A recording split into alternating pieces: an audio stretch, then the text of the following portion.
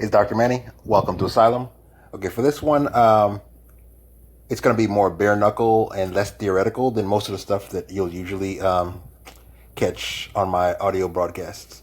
Yeah. So when it comes to habits, you want to get down into your core cognitive code, which means, I talk a lot about the importance of being present in the practice in the here and now to interact with the reality that's right in front of you, like not what you think's going to happen next week, not the stories in your mind. I talk about the importance of mindset, and I talk about the importance of focus, importance of optimism, and you can do all that, but the bottom line is, hey, Dr. Dudley, how are you? So the bottom line is that everything, every choice, every action that you could ever make exists in the present, like here, now, in the moment. So in any situation in which you're not actively looking at which habits you're running in the moment, so which stories you're imagining and what you're doing as a result of what you believe will be the payoffs, the rewards for doing, or the punishments for not doing. So that's what triggers, and we'll talk about triggers later, but that's what triggers a habit script. Promises some signs in the environment. Hey, Todd, how are you? Thanks for joining. So, hey, Anne-Marie, how are you?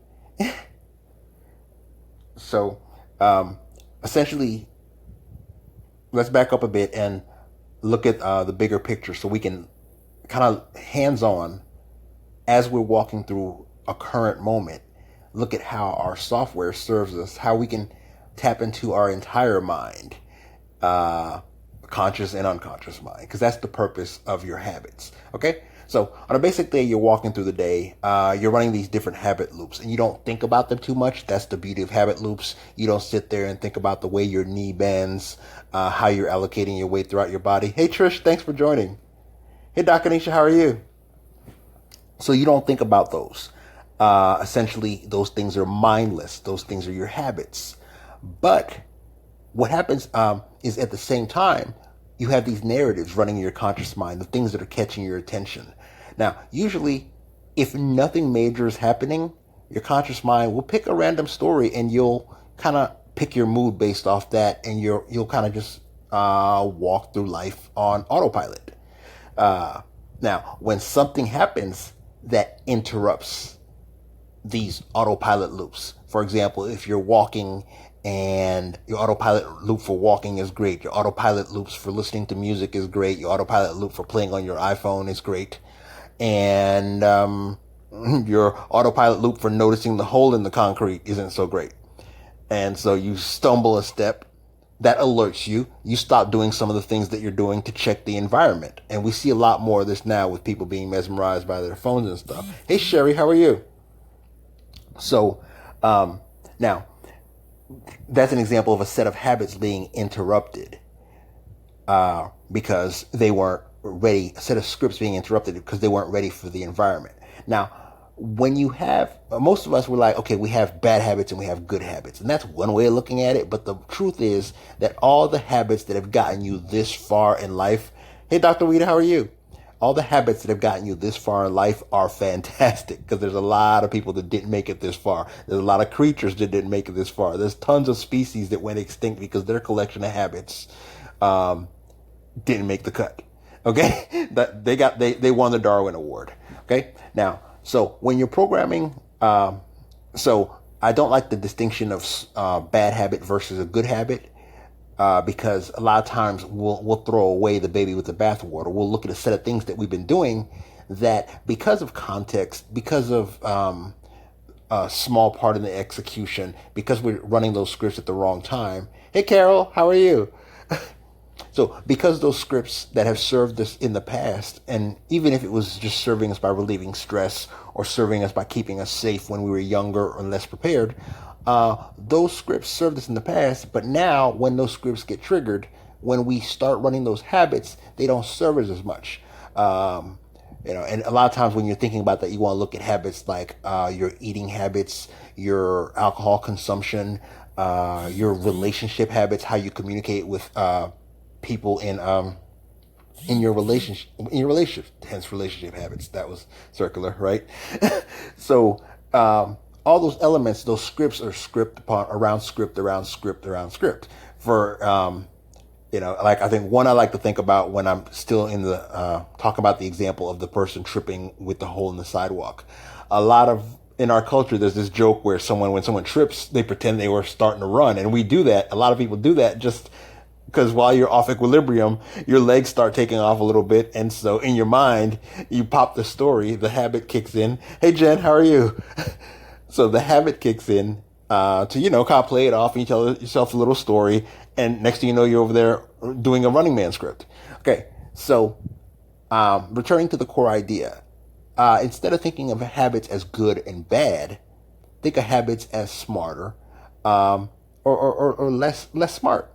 Okay, so if a habit is not smart, then it means that some aspect of what it's doing is not reaching your goal. Because let's look at the goal of any action. Okay, the goal of an action is in the moment to turn your attention to either something. Well, the goal of a habit, let's begin there. The goal of a habit is to allow you to run certain parts, to allow your unconscious mind to handle a bunch of stuff for you, to free your conscious mind to deal with new, interesting things, whether it's a sudden startle threat for survival, or whether it's an opportunity to do something new, something creative, something that will help you expand your consciousness and help you thrive. Okay? So basically, your conscious mind tells you stories all day and helps you, through those stories, change your beliefs. Your beliefs affect the actions that you predict are opportunities in the environment, and which ones will pay you off and which ones will punish you. So habits are based on the quality of those beliefs. If you have a belief that is broken, a limiting belief, one that gives you a lot of fear because when you learned the habit, it was under a traumatic situation, or it was in a context in which you learned it from someone who didn't know it so super well. Hey, Kate, how are you? Thanks for dropping by. So if you picked up the habit from someone who didn't know it so well, most of our habits we pick up implicitly. We see someone doing it, it works, and we do everything that they did. We kludge together, everything from their posture, their facial expression, and their mood, all those things. So we pick up that habit. But here's the thing, certain habits, like you look at the habits of work, and certain habits have a negative emotion associated with them. And so the habit is more about a negative attitude and a churn, and that works okay until it's a habit that you want to do for the rest of your life, and part of your identity becomes that negative mood. You're the person who's always grumpy on Mondays. It's a habit of on Monday going into the grumpy grumps, So those habits are maladaptive. They're not super smart. They don't serve you well. At some point, somebody in a situation had a benefit to looking grumpy on Mondays. And it was probably someone from in the earlier generations looking unhappy about work because the script that they were running, the stories that they picked up along the way was that dad went to work, paid his dues to the man, and eventually retired, and he was dedicated, he made sacrifices. And that story works, sure, fine. But the reality of it is that what carried on and propagated was this negative attitude around work, making work sort of a negative, something you didn't want to be at, and so you weren't as present, you had a negative mood. Those habits are not as smart because when those scripts are running, they don't serve you. Okay? Now, the reason they don't serve you is scripts. Hey, David, how are you? Hey, Angel, thanks for dropping by. So, a script that has a negative emotion with it, a script that where you're feeling bad, think about it as a memory. It's a story that has a sort of a negative feel to it. So, part of the story, every time you access the story, has a negative emotion. So, as a human, understanding these things, you learn to avoid situations that remind you of the story. Okay? So, you get this habit that you don't like to practice. You don't like to mess with because it's a fear conditioned habit. It's not a curiosity or pleasure, interest or intrigue based habit. It's not it's not something where you're present for it. You're making adjustments. You're responding to feedback. New signs in the environment help you do reflection, elaboration. None of that's happening with a habit that you don't even like to think about. Because for example, If you know that at the end of the day there's something that you have to do and you have a procrastination habit, a large part of the process is that every time, instead of thinking about the thing and jumping into a productive state, you think about it and you go into negative state. You either worry, you get paralyzed, you get angry, you start visualizing how badly it's going to go. A bunch of maladaptive habits with the negative emotion states. Okay? Now, that's because in your mind, you're not really thinking about the goal. You're not thinking about the solution. You're thinking about, in large part, you're thinking about avoiding thinking about it until the last minute so that you can plow through the pain. Okay? Now, a smarter habit is one that aims towards the goal and reminds you of the goal.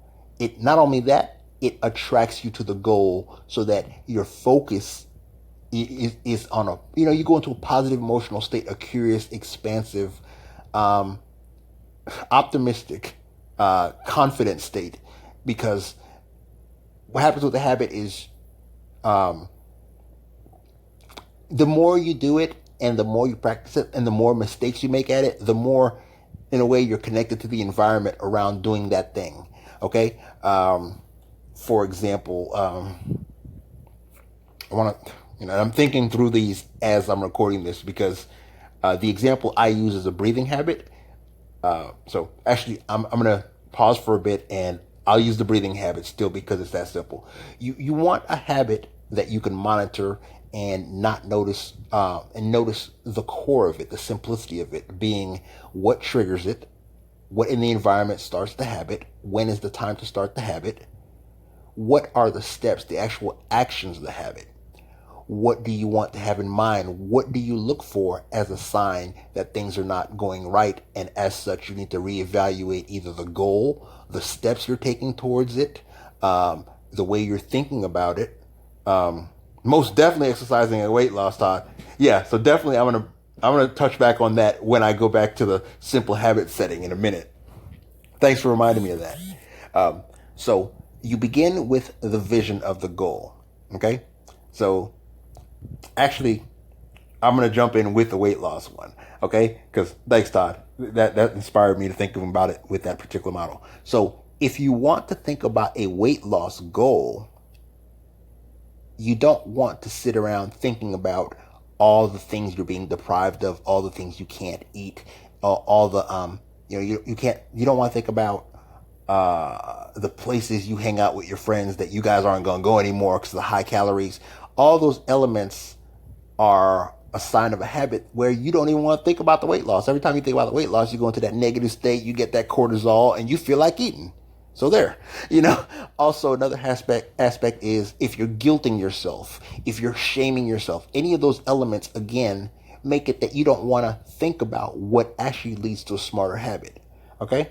So step one, you got to get a positive relationship with the habit by focusing on the aspects of the outcome that you want.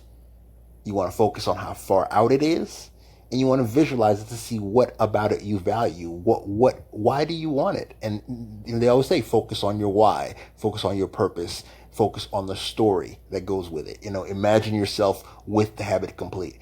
Is it weight loss for longevity and health, and to be able to, imagine yourself running around with your kids. Imagine yourself healthy, standing at a graduation. If the weight loss is going to help you transition from possibly being in a wheelchair to being able to stand with a walker, or just whatever that looks like, that amazing yet attainable, that inspiring, energizing change that when you imagine yourself in the now doing it, you get that energy. Okay? Now, what's important about this part is there's this thing called delayed discounting, which kills most habits. If you imagine it in the future and you practice like it's in the future, it's always going to be in the future. It's going to be discouraging. You want to imagine it in the present so that you can feel the degree of satisfaction, the degree of pride, the degree of energy, so that you can imagine it, feel it, and then release that. And when you return to the present to compare where you are now, hey, Doc Kendra, how are you? So when you return to the present to compare the future to where you are now, you bring with you that sense of pride. You bring with you all those positive elements, and you don't do the thing that often we do, this thing where when we think about a goal, as we're thinking about the goal, we kick ourselves and we add negative to it when it's time to look at the delta, the steps, where we are now, and the steps it's going to take to get to the goal. Okay? Hey Sarah, how are you? So, all right. So right now we've telescoped. We got our future view. We've created that, and we've let that go. And that means let it go emotionally. Enjoy the positive aspect of it, but create a bit of a blank palette. And a lot of times I tell my clients to return to a breathing state, to recenter, to think about something that doesn't have a story associated to it. Like think about your abdomen going up and down as you're doing some deep diaphragmatic breathing. Just something that you fill your whole consciousness with that information. Okay, that visual. That one of the most powerful ones used now is to focus on the sensation of your breath coming out on your upper lip. Just focus on it so that your whole consciousness is zoomed in on that. Okay, so that's a cleansed palate state in the middle. Now from there, you want to go create another mental state where you're in the present. You're like, what is the reality now? Not stories, no kicking yourself, no I should be here now, no feeling bad, no guilt, no thinking about nothing, but really the frame of mind, that the flavor that should go with it is gratitude for the things that you have now, and a sense of acceptance that allows you to be honest with yourself about what shortcomings you have, not as character flaws, but as empirical things that are different between you now as a person and you in the future at the state completed. Okay? Is the person who is at the weight loss goal someone who gets up in the morning full of energy, grabs breakfast, goes for a quick run, comes back, gets a shower, gets breakfast, hugs his wife, super energized, smiling. Okay? All right. If that's who you want to be, then between now and when you get to the weight loss goal, if you're grumpy, you might very well want to start working on smiling in the morning, because that's not going to automatically happen with the weight loss. You might want to start working also on nudging that alarm clock up for that sunrise time, because if you're getting up at noon, then, that's So basically what I'm illustrating here is that you want to look at the habits around the goal. And you want to look further and broader into the aspects of your life to be honest as to the things that are preventing it. If you're looking at a 5 a.m. run and at the same time you're not being honest about the 11 p.m. other shot of tequila that is happening, then you're not being honest, and as such, you're starting your attempt to create these habits on a foundation of lies. These are not beliefs that you truly subconsciously believe at the core.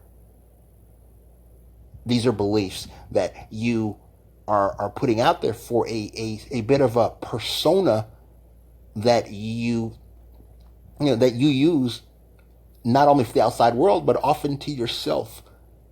When it's time to do any type of evaluation, it's sort of a shield, a guard. Okay, that's not where habits that are actually fulfilling needs happen. Okay, that's not where where you script your habits. You got to go to the unmet needs, the things that go deeper, the things that have been holding you back up until this point. Usually they have something to do with something in your past, something from your childhood. Because what happens is, as kids, we have a set of physical and psychological needs: attention, love, a certain number of hugs, all that. Now, if you're in a household where they be like, he's just looking for attention, she's just seeking attention, then you develop a sense of shame around those unmet natural psychological needs. And as you get older, you develop other ways of getting the attention, whether it's acting out, being particularly flamboyant in your symbolism, a bit of a peacock personality, being a overachiever, just other ways of getting the attention while still demurring. But it's a roundabout way where you actually still end up depriving yourself of fully absorbing it. Now, I say all this to say that unmet needs, Well, overall needs trigger goals. A need makes you want to go out there. Like you'll be sitting there like, yo, I'm super thirsty. I'm going to get up and go get water. Okay? Somewhere in your system, there's a habit script that there's a belief that the water will quench the thirst. If you thought when you got to the kitchen that you'd pour the water in your mouth, it would turn to sand and suck the last bit of spit out your system, you would not be pursuing that. Okay? Hold on, let me see. Todd said, another example for me, Manny, is planting a garden for the future. I have to do the soil and fertilizer and water. Exactly. And you visualize the garden as you want it, right, Todd?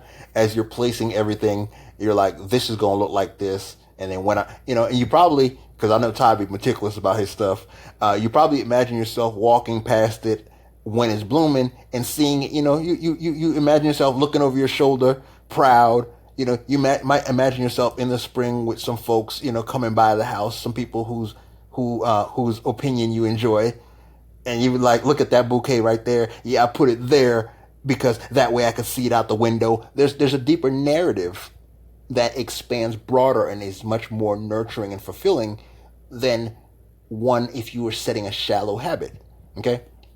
So, but that degree of elaboration never happens if your habits are fear-based. If the habit is, oh God, I gotta go out there and plant these things before such and such, because if I don't get it by this deadline, they're gonna die, and they're not gonna come out at the right time.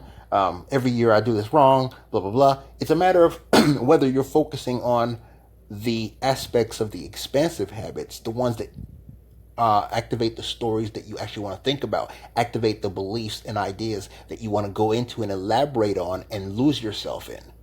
Okay? So let me make sure I'm still knocking these aspects off. So part one, you got your future vision. Okay, that's the ideal with everything as you want it, and you got to step into that and live in that. That's part one. Part two, you got to return to the present, but you got to be present and non-judgmental and more empirical. But empirical in this case, you could be aware of your emotions. That's part of the process, because by becoming aware of the emotions, you're able to strip them away explicitly, as opposed to if you don't realize that you have these implicit associations being triggered, and as such, you and your emotions. Oh, Todd, you gonna share some pictures of your garden in the comments? Yeah, man, do that. Thank you. Zara said, I love it when I visualize exercising and then look in the mirror. The reality show. Thank you, Zara. So you return to the present moment. And the key thing about the present moment is if you're being judgmental, this is where all the self-acceptance, self-awareness work kicks in. You're going to build your trajectory from the present moment. If you're being dishonest with yourself and you're telling yourself the things that you believe the universe wants to see, the things that like the persona that you work so hard to put out, to not let people know your weaknesses. And we do that a lot because, again, if weaknesses were punished or shamed along the way, instead of looking for feedback from people from the weakness, the tendency would be to hide it and to create a shell. Over the years, you forget that this shell was a layer you put around your core true self.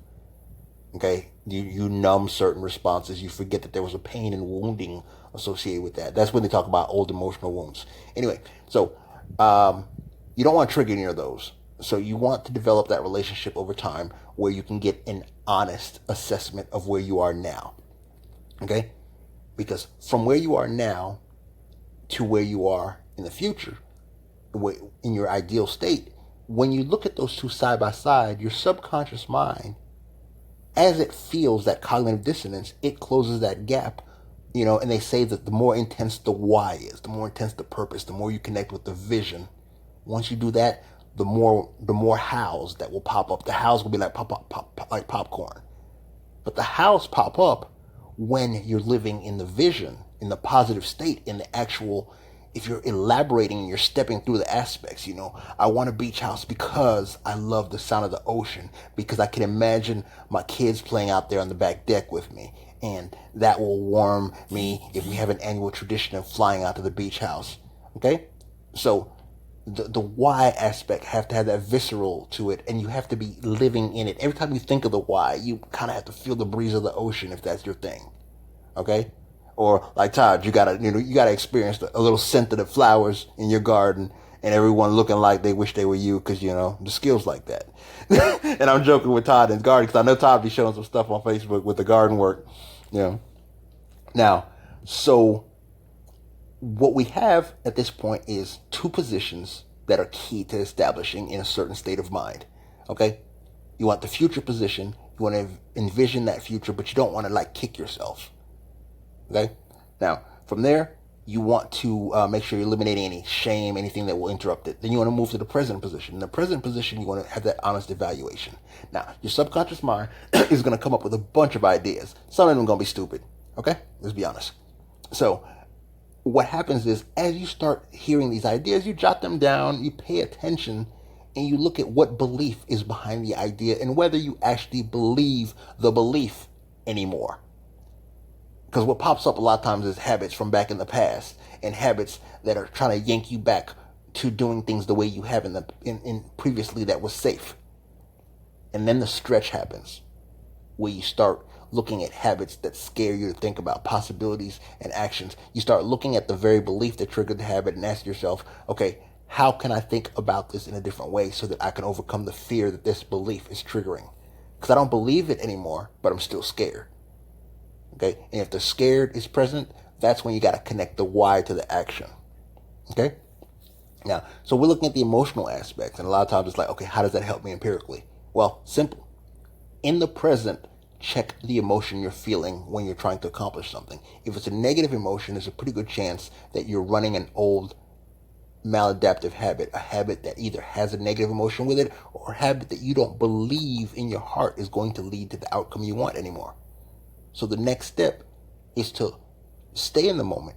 Think about the outcome that you want, the goal. See if the goal still even excites you, if it even ignites you anymore. Because if the goal doesn't ignite you anymore, if you don't want it anymore, it's no longer an effective why.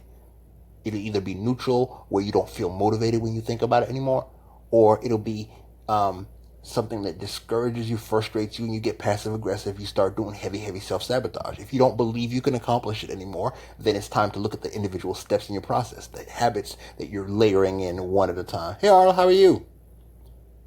Thanks for dropping by. I appreciate it. So it's time to look at the habits you're putting in day after day after week after month after year. Okay? So as you're looking at the individual habits, what you're looking at is what you believe in accumulation of the action, of the energy, of the focus, of the attention, of the resources, of the processes that habit trigger, that habit involves when it's triggered. Okay? So you look at what step you're doing, what in your mind says, do this, get this. Okay? If I smile, do I get more promotions? Okay? If you believe it, then you do it every day out of the faith that's what's out of the faith. Faith, belief, trust, same area, confidence. All those words are basically feelings that you should have when you're performing a habit, if indeed it is a habit that you still believe in for a goal that is still meaningful and valuable to you. Okay? Now, if you set those in place, remember I said that your subconscious mind runs the habits. It will run them on autopilot. It runs them on what's called dopamine for reward when you're doing the habit or when you're anticipating doing the habit, and cortisol for punishment when you're trying to break the habit, stopping and you're craving the promised reward, because you're not even craving reality anymore. You're craving what you believed in the promise, in the story associated with that habit. Okay, so I don't want to go too deep into the neuro geekery because I can. it's I'm known to go down the rabbit holes about the chemistry because it's interesting to me, but less useful when you're just trying to set the habit. So what's important about habit is a smart habit you put them in your subconscious mind as what's called an if-then or a when-then. And I've discussed this on a lot of audio in the past, but it's worth rehearsing every day. If this happens, then I will do this. For example, if I'm in a bad mood, then I will walk away from the situation. And if you're one where you're not really good at knowing when you're in a bad mood, hi Andrea, thanks for listening in. If you're one where you're not excellent at knowing when you're in a bad mood, then start paying attention to the things that you do when you're in a bad mood. If I'm seeing red, if I'm breathing more than usual, if there's a tightness in my jaw, if my stomach is in a knot, take empirical things that you can notice a little bit before the actual full-fledged trigger. Oh, there's a tightness in my stomach. Okay, good. Now I know some of the initial signs that I've been triggered by the environment. All right, let's back up a bit now. What comes before the tightness in my stomach? Oh, usually it happens right before Fred walks into the room because I hate his face.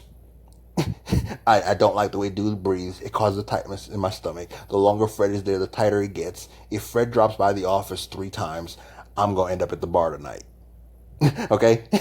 And I say this with only partial exaggeration because a lot of the math that we do when we fall into patterns of either substance dependence or consumer dependence, some people might be like, if she bothers me one more time, and you don't think about these explicitly, your brain is processing this. If she comes back in here one more time, I'm going to have to go down to the spa and get the full treatment. So essentially, what's bad about these is that you essentially, instead of saying to yourself, I just want and deserve a night at the spa, I'm going to put the power to give myself permission into someone else. And that's not a smarter habit. That's a habit with what's called an external locus of control. You gave up your power to these environmental triggers. Now, what you do instead is what we just did earlier. A smarter habit notices that it has the triggering step. It has the emotion there. And as such, you have the choice when you feel the emotion and you feel it ramping up to say to yourself, this is where I want to put a different behavior. Okay? So you can catch it before or after the trigger. You can catch it as you're in the process of running through the script, whether it's certain things you say to people, a certain way you behave when you're triggered, a certain thing that happens when you're hungry, that should be assigned to when I'm acting like this, I'm going to go get a sandwich, okay? Or when I'm acting like this, I'm going to go to bed earlier the night before, you know? And I mean, in this case, that sounds like weird time travel, but if you notice, you know, when you're scripting behaviors, and scripting habits, it's important to be able to do the mental time travel and say honestly to yourself. And really, this is stuff you should write in a journal because you think you're going to remember, but you won't. What you're capturing in the journal is like, okay, this morning I don't feel rested. Okay, last night I kept waking up. I woke up around this time, blah blah blah. And what you're doing is when you're writing it, you're being more explicit. You're in this journal putting to explicit words what you experienced yesterday, making it empirical. That means later on, you're not only are you clarifying it instead of just kind of, I felt like crap this morning. You're adding elements that you can later, the next day, measure if you're actually improving with the habit. Okay, so it's not like my sleep is awful. Your sleep always gonna be awful. You're gonna keep complaining about it. It's just it's vague. It's not fixable. It's not measurable. It's not something you can strategically implement steps on to improve, measure, and then let your unconscious mind take over. Okay? So from there you say, okay, I didn't sleep so well. Let me see. What are the elements? I need to drop the temperature in the room. I need to get less snorers in my area. Get some earbuds. I need to turn off the TV. I need to shift my snack time around. And you don't want to be shifting all the stuff all at once. You pretty much want to be focusing on the ones that you honestly believe are going to make a difference. If somewhere you read an article that said cooler temperatures help you sleep better, then you'll say to yourself, okay, I'm going to give this a trial of 6 weeks. And I'm pulling 6 weeks out of my back door, okay? So, again, take this part, the specifics with a grain of salt, just for anyone who needs that kind of disclaimer.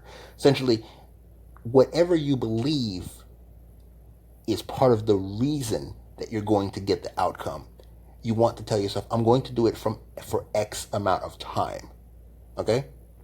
And then you put it in your calendar. Like, if I do it for 3 weeks, then I'm expecting to be at this state. Okay? When you do it that specifically, and you delegate it to your calendar every morning, remind yourself to do whatever. The days that you miss it, you can be honest with yourself. I'm not getting results because I'm not doing it as frequently as I should be. I'm not getting results because I'm not doing it in the right state of mind. I'm not getting results because I do it and then I turn around and do this other behavior, which is self-sabotage. Okay? I'm not doing it right because the night before I'm out partying.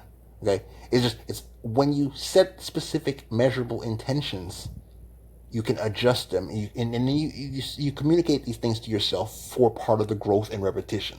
Because 8 months into practice, you won't remember what you used to practice like the first couple days. Okay, you'll be so far along, but when you measure progress towards the goal, you go back to the goal and you look at it. You see if it still sets you on fire. You see what parts of it you need to change. And in that way, the daily practice of the habit isn't boring, because at the time that you're practicing, you're enjoying the moment in the goal. The practice becomes pleasurable. Therefore, your mind likes to think about these models, likes to think about these processes. Because you put so much of your thought process into it, and you're open to the actual learning, and with a certain open, curious, receptive attitude, it attracts other like-minded people, and you end up with people who are actually providing you feedback along the way as to which micro steps they've done, and then they become your primes. They become your environmental triggers. They call you in the morning, and then the relationships become the mechanism through which you actually learn the tighter nuances of the habits. Because what ends up happening is, and you'll see a lot of this in the law of attraction stuff. What ends up happening is, when you become really dedicated to some specific goals, out of nowhere, other people dedicated to those goals, to the level of clarity that you're signaling, show up. If you're out there looking for a mumbled group of people who kind of get what they want to do, you're going to end up with a group of people who kind of get what they want to do. When you get clear on what you want to do, what you'll find is that people around you will communicate with a level of precision, expertise, motivation, clarity, passion, dedication that mirrors yours.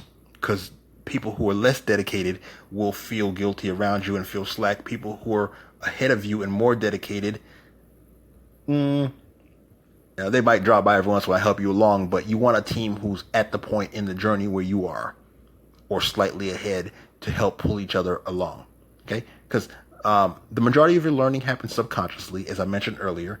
Tacit learning, implicit learning. This is learning through affiliation, through mimicry, through identity.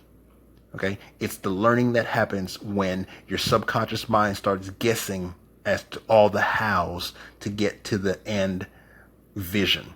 That's why the clearer the vision, the more cues you give your subconscious mind to have opportunities in the environment to do certain things. Okay, now going back to the if-then that I mentioned earlier. The if-then is how you write your code. If I am at the corner of 10th and East, then I will make a right. Okay, so once you've made the action doable, when you get to the corner of 10th and East, hey Nichelle, hey Karen, thanks for dropping by, y'all. So when you get to the corner of 10th and East, your brain will be like, first of all, you'll notice if you keep passing the corner, then your cue, and you don't notice, then your cue is not loud enough. Okay, when I get to the corner of 10th and East, where the McDonald's is and the stoplight is, 10 minutes into my ride. Okay, essentially what you do at that point is you make the cue clearer so that you can spot it. You gotta tweak that cue. Okay? Now, another aspect of the cue that makes it smarter is that then when people remove some aspects, when you notice that for months now you've been doing a great job of initiating the habit, turning right on 10th and East. I think I said 10th and East. Yeah. So if you've been mastering it and then all of a sudden you notice, oh, wow, for the last week that habit didn't work. I've been not turning right on 10th and East. Why am I missing my turn? Well, look at the cues you're using. Is it time to update the cues? Did the McDonald's shut down that you usually use subconsciously as you're reminded to turn? So it's a matter of noticing the cues in the moment, pausing, not going into that emotional state. Oh, I'm so stupid, I'm missing my turn, kicking yourself in circles, staying present, returning to the end goal. The end goal is that I wanted to get to the Bay Area. I wanted to get over to the Naval Yard. And I'm in DC now, so I'm thinking with DC metaphors. Although I'm really bad at navigation, so I'll be making that part up. So, you can adjust the cues when you notice that you're missing the cue. Now, there's a second thing. When you notice that you see the cue and you think about the behavior that you're supposed to do and you don't do it, then it's time to increase your clarity of the vision, because the vision isn't enticing enough to you to motivate you either out of inertia, if you're just in a static state and you're procrastinating or whatever. It's possibly the vision. There's two aspects to a vision being attractive to you. Either it's a combination of value and expectancy. Value being, if it happened, how much would you enjoy it? Expectancy is how much do you expect, honestly, subconsciously, deeply, that you'll be able to get it. And that's a combination of your understanding how the world works and your confidence, your self-efficacy, self-esteem, stuff like that. Okay? So this is phase 2, because you've noticed the cue, so you can't lie to yourself, and then you're like, nah, this is where I would usually make this right, and then you don't do it. At that point, that's when you realize that the cue is fine, so you don't change the cue. You got to change your willingness at that point. You got to look at how connected you are to the reward that is associated with the old way of doing things. What's the payoff? Sometimes if we have an old way of doing things, we got, some friends that also do it that way, and that's the way me and my crew do it. And in your mind, when you do it differently, you've you've alienated yourself from that tribe. Okay? And that doesn't super work with a 10th and east right turn metaphor, but hopefully you guys can abstract from there. Hold on, let me read what Nichelle's saying. I'm in day 3 of the master cleanse. When I think of even trying to break the fast, I go to the bathroom and disrobe. Don't get me wrong, I love my body, but I want to feel good on the inside too. No doubt. And here's the thing, when you feel good on the inside, you project that outwards to the outside. And that's the main shift is in how you feel about yourself, is in how you evaluate yourself, and really evaluate everything around you with a bit of a lens. If the whole universe looks dark, then you're going to look at yourself and apply that same lens to it. So yeah, a lot of times it's a matter of adjusting. And this is, I won't even go to like the psychic extremes of a lot of us, not a lot of us. There's a part of the population that can have body dysmorphic disorders and various other things where the core software is even perceiving wrong. It's not even about feeling wrong or uncomfortable about how you look.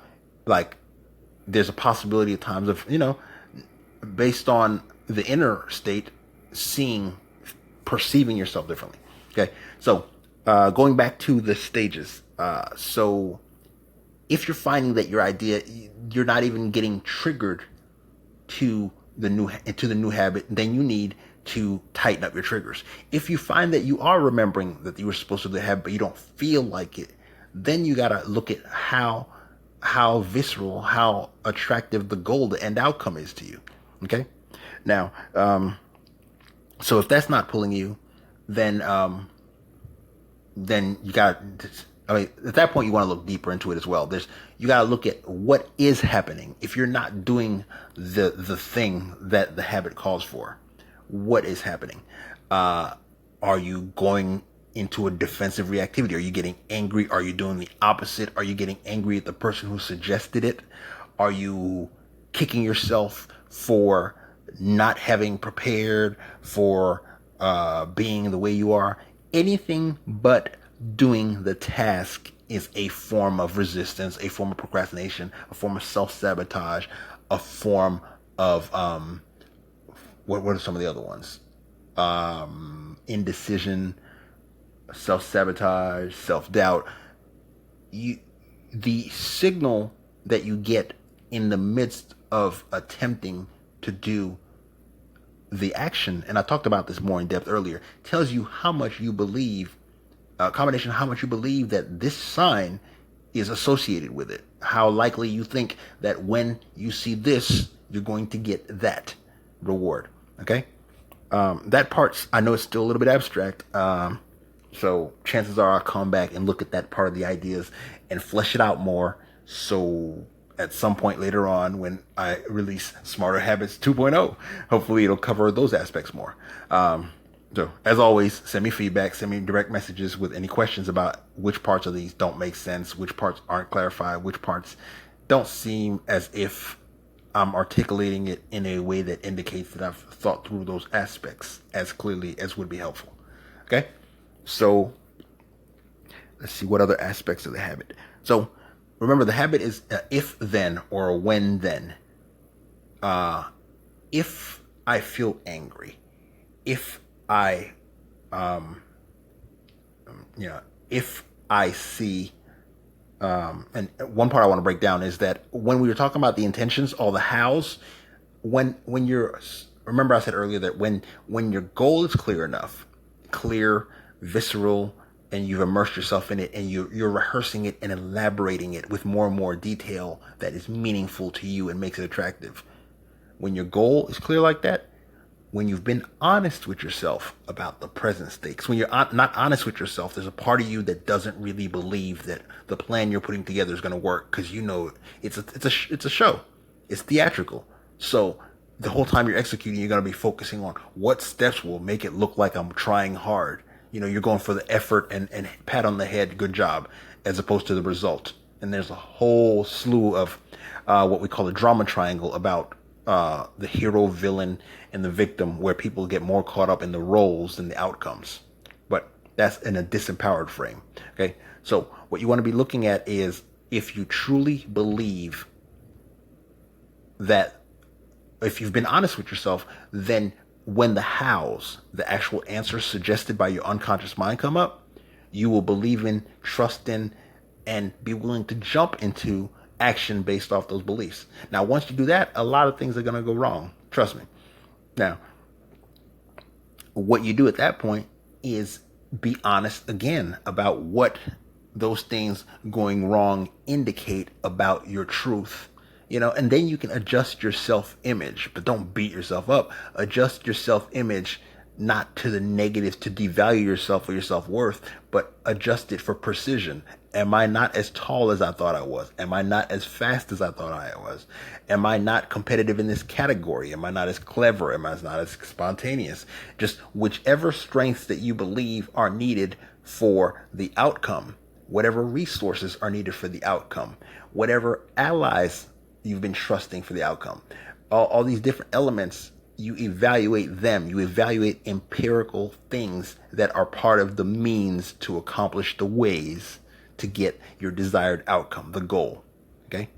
So habits have all those aspects embedded in them. And those things, if they're not in your mind when you're performing the habit, if you're not thinking about them, if instead you're in your head thinking about your feelings, thinking about the drama, thinking about how it looks, thinking about the reward prematurely, thinking about how things used to be back in the day before you had to do all this work. If you're in any of those states, you're not there, present, receptive to the feedback as it relates to the actual empirical current state of things in a way that you can adjust so as to continue to move towards the goal. You're in a story and the story feels good. That's fine. It just won't get you where you're trying to get. Okay? This is how the software works at the core. Mind software works a very specific way. Because remember, thoughts and ideas are information constructs, and as such, they have the same dynamics as you would see in any complex statistical dynamical system. It's a very, very specific system, and over the millennia, we've figured out ways to be successful with it. The vast majority of the population fights these. We try to use our conscious mind to get things done. Those are not smart habits. What you want to do is spend the time in the present doing the honest, empirical work that you need to do so that your unconscious mind can take over and run the habits honestly with itself, because you want the outcome. You truly want it. So you're not fighting yourself, self-sabotaging there. You're honest with yourself about where you're starting from. So you're not coming up with BS there. You're being honest as you're doing the steps, and you're being present as you're doing the steps, so you can be receptive, so you can adjust. When with each step along the way, you're receiving feedback that is in the frame of mind of, how is this information relevant to and going to help me get to my desired outcome, as opposed to how is this dude hurting my feelings with his word choice. Okay? So let's see, that covers the intention aspects, that covers the goal aspects, covers the present state aspects, covers the mental contrasting, which is the process of holding the future goal and the present goal together side by side so as to create a cognitive dissonance that results in your subconscious mind automatically generating a set of possible ideas that you then turn to and evaluate based on your values, your principles, what you're willing to do, what you're willing to stretch to do, what you actually believe will work. Okay? Those are smarter habits. That's how you put them in there.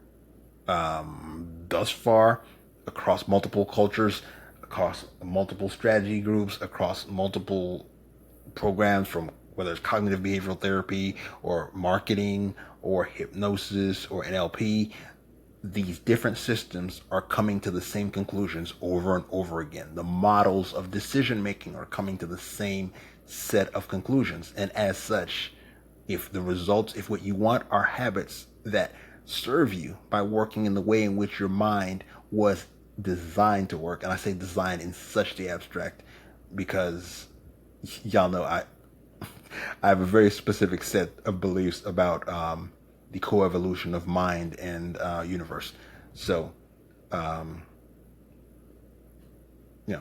whatever. I won't overthink it, because if you have some specific questions about what I mean by that, then feel free to dig into that rabbit hole with me. I would love it. So, use the system in the way in which it is most effective. In the way in which you're going to make your mind most effective is by creating a set of habits that are effective, that are able to get the results that you want, and that when the circumstances around you change such that you are no longer getting the results as anticipated, the system is able to reevaluate the goal, reevaluate the present, reevaluate your strengths, reevaluate what is meaningful and valuable to you, and as such, what you can do with or without when you're planning, when you're possibly adjusting or tweaking your strategy, adjusting the priorities of which things to do first, which things to do not at all, which things to sacrifice. Just all of that info is packed into your habits if they're smart enough. And as such, when you pull each habit up, as you perform each habit, it becomes meaningful and symbolic. Even though you're running it on autopilot and it's not using the energy of your conscious mind in each day in a way that doesn't take as much energy, the person you believe yourself to be becomes someone of whom you are proud, you are dedicated, you are energized, you are open and receptive to more information, because you're confident that when that new information arrives, you'll be capable of dealing with it and making the right adaptations. Okay? So, those are the concepts. I know y'all gonna send me mad questions by private message. Do that. Cool. As you guys know, I've got 2 programs right now that I offer. One is the 1-to-1 12-session coaching. I call that cognitive program restructuring, CPR. Doctors is the core product there. The core program is 12 weeks, 1-hour sessions once a week with homework every day. It's the kind of homework that you can't really have excuses for not doing, because it's all in your mind. It's all were you able to find 10-minute blocks to do some like kindergarten level simple stuff that will transform the entire way in which your mind connects with reality. So that's the 1-to-1 program. I also offer weekly group coaching programs, and I'm still working on the name of that with my team. If you look at my Facebook picture, I believe we called it Physician to Entrepreneur Mindset. But I'm playing around with some more fun names for that. I'm always open to your feedback, as usual. But know that it's an 8-week program. 6 people per group is going to be the maximum as we run these cycles, and take you through the process of 4 weeks of how to see all the things that are draining your energy to the point where you're not able to consciously reprogram your mind with smarter habits, not able to be present, not able to be effective, creative, and mindful. And the second 4 weeks is specifically focused on mastering each part of your, a lot of people call it manifesting framework. from the law of attraction language, but it's your goal creation, productive mindset, proactive frame of reference, intentional, conscious. And I'm giving you all the marketing words around it that people use nowadays, because that way you'll recognize all of them when you hear them. But essentially, the second 4 weeks is focused around giving you an architecture for creating the reality you want to see, and recognizing when you're being knocked into that disempowered state of mind where you're taking the reality that is being imposed on you. So those are the outcomes of my work. More and more, I'm loving the results that my clients are getting. I'm super proud of them. And shout out to y'all if y'all listen to this one. I appreciate your support. But yeah, so send me a private message if you're interested in that. Send me feedback as to where we want this discussion to go. I'm always open to digging deeper into these topics and making it that the information here is as useful and nurturing as possible to you getting to your goals. All right. It's Dr. Manny. Thanks for joining me in Asylum. I'm out.